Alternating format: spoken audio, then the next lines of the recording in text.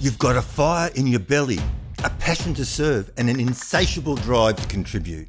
You know that if you can just get your message in front of the right people, you can change lives. But where to start? There are so many options, so many moving pieces. You get bogged down, overwhelmed, frustrated, while the burning desire to serve others consumes you. I know, I've been there. And these days I bring life-changing impact and value to people's lives through the creation of books, funnels, online courses and coaching programs, and virtual summits. This is the Call to Serve podcast. I'm Tim Cooper, and this is my journey. Are you holding off sharing your message because you feel you don't know enough? You don't know everything about the subject matter? Are you holding off sharing your message because you feel you haven't had enough success yet, and why should people listen to you? Are you holding off sharing your message because you just believe you're not an expert? Well, the good news is that in this episode, I'm going to redefine what an expert is when it comes to sharing your message. You see, the old guru on the mountain just doesn't work anymore because here is the guru up there on the summit of the mountain, knowing all. And then here is the listener down at the base of the mountain. And that is just a gap that's just too big to bridge. And so if you put yourself out there as a guru, well, firstly, you find yourself talking at people instead of talking to people. And basically, if you position yourself as a guru, then you're not going to be relating at a level where people feel that they can achieve and attain what you have. So the guru stuff, throw it away, especially now that society has changed and people have become very skeptical. And if somebody says, "Oh yeah, I know all this," rah, rah, rah, generally the response is, "So what? How does that relate to me? How can I benefit from that?" So as I said, let's redefine what an expert is and how you sharing a message, no matter how far along the path you are, you can still have impact, you can still provide great value, and you can still change people's lives. You see, I heard a number of years ago this great saying, and I'd love to give credit where credit's due, but I can't remember who said it, but they just basically said, a fourth grader is an expert to a second grader. You see, if you if you truly have spent a lot of time in the industry and you've got many, many, many years of experience, that's great. But a lot of people in those positions can't really share and communicate because it's been so long since they started their journey, they've forgotten. They've forgotten the key steps and the struggles they had in the beginning, and now they're sitting up there successfully. And they have what we call the curse of knowledge. Like they know all this stuff, and when they're communicating though, just some of those key things that you need at the beginning are missed out because the expert assumes that you already know that, or the expert has just basically forgotten that part of their journey. So all you need to be is one or two steps ahead on the path of the people that you're helping. And this makes it so much more impactful because you are on the same journey. And what you are sharing is relevant. It's current. Okay, you are doing this today, and you were doing what the people were listening to you were doing that maybe a couple of months ago or 6 months ago, but it's relevant, and all those struggles and everything you did is still fresh in your mind, and you can relate to what it's like starting out. There was a great movie called Catch Me If You Can, and it's based on an autobiography, so who really knows whether it's true, but there's a great lesson in it. This guy called Frank Abagnale, he was a con man, and he pretended to be a lot of things. And along the course of his con journey, he pretended to be a university professor, and he taught a whole semester of a subject he had no experience or knowledge in. And when he was finally caught and they asked him, how on earth did you teach this subject without knowing it? And he just said, all I had to do was stay one chapter ahead of the students. All I had to do was stay one chapter ahead of the students. Now, once again, I don't know whether his story is real. It's based on an autobiography, but if he's a con man, who knows how true, but the lesson is very real. And this is what we find, that if you are on the same path and you're starting out, but you're a few steps ahead, you are in a golden position to share your message, because you can really, truly relate to the struggles, pains, frustrations of your audience.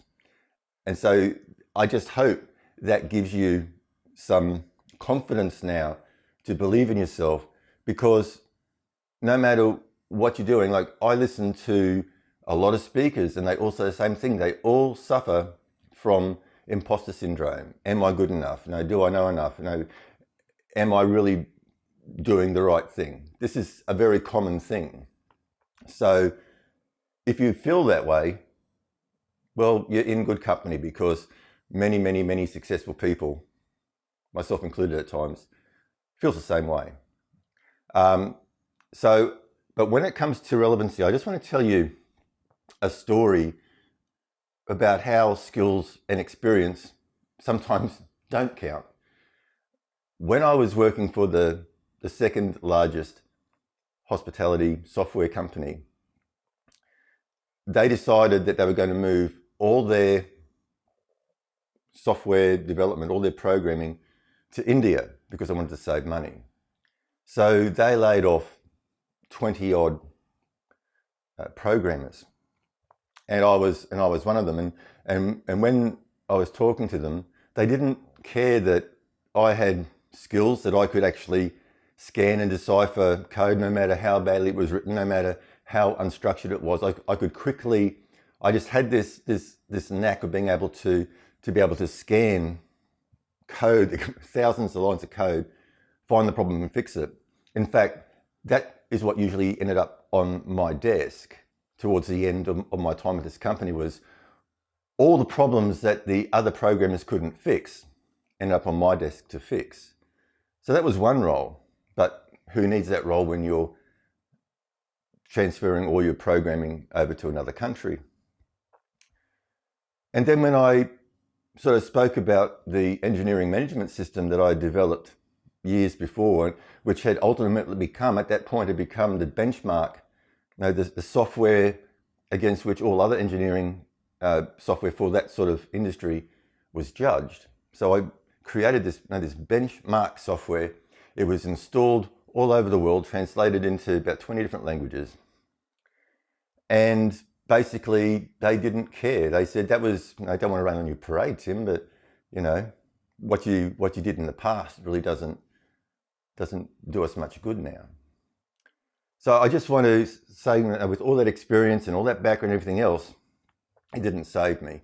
The thing is, I knew that it was coming, because the general manager of the Australian office actually called me in tears, and she said, Tim, this is what they're doing, and they're making you redundant along with a few other people.